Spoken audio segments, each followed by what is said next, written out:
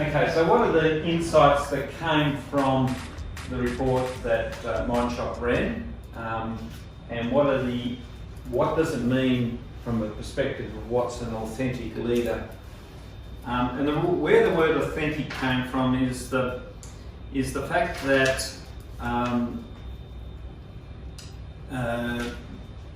Mindshop have been tracking information now for about 5 or 6 years on what leaders are seeing happening in the marketplace. And it's not what they are perceiving somebody else doing, it's what's actually happening for them.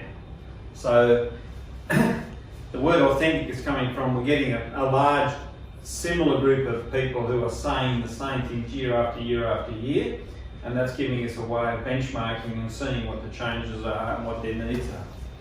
And so the report, which you've got a copy of on the table, there's just a couple of copies on each table, but the authentic leader one, the green sheet, some of you have already had it sent to you and you may have already read it, but let's just go through some of the major findings. So what are the standard questions? I'm feeling overwhelmed with the amount of change and complexity in business. Last year, 40% of managers said, yeah, look, it's just getting too much. This year, what we're seeing is those guys are now saying, no, 29% are saying, it's too much, but change is here and change is what's here. It's becoming a bit of a constant, I think.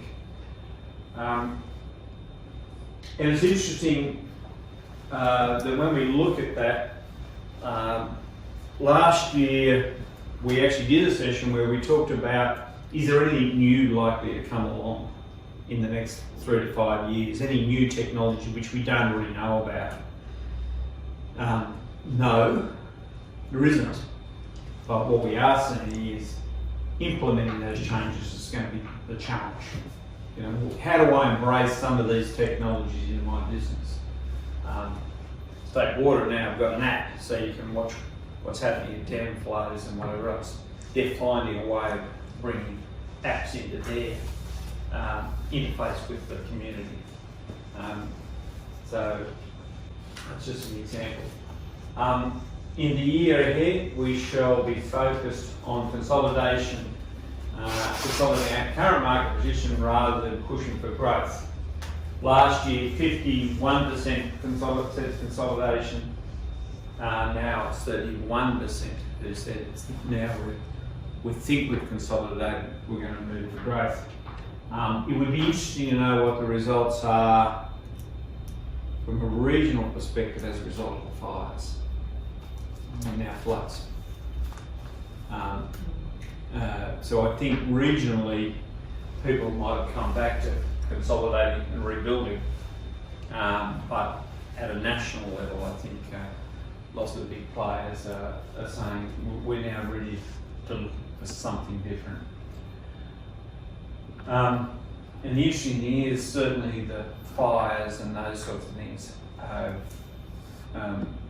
created a lot of doubt, and I think we put out an article that was not an article, a YouTube video that Simon Selleck put out about people feeling uncomfortable and unsecure, and how one of the roles of management is now to make sure people feel there's certainty in their roles and in their life, because there is so much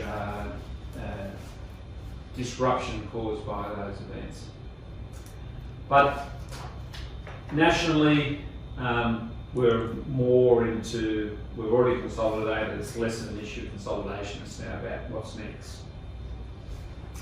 Thinking about achieving greater success in your business, how important is it if you work on the strategy?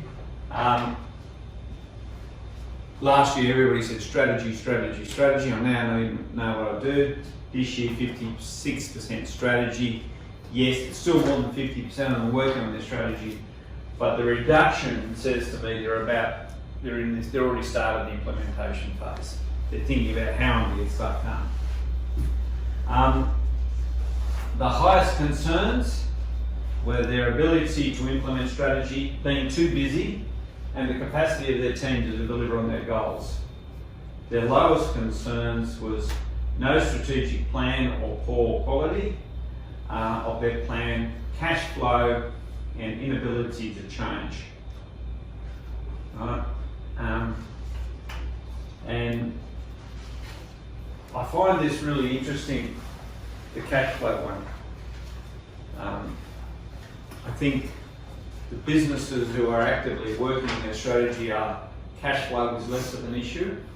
For those that have got business models that are dated, I think the Just Genes and if we look at some of the corporate models that are falling over at the moment, their cost of acquisition of a customer is so high because they're sitting in shopping centres or super malls where the rental component of what they're paying is massive. Doesn't matter how cheaply they buy the product, the fact that they've got a man a spot 24/7 in a mall at a high occupancy cost when a lot of their product is also being offered on an online environment.